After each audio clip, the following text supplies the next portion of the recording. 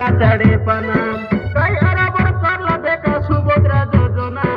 আধার কানে মোবাইল নিয়ে এটা খাই গে না শুনা খাই দিদি বড়াই মোর কথা কে শুনা মোহন মাঝি আমলা এতে সুভদ্রা যোজনা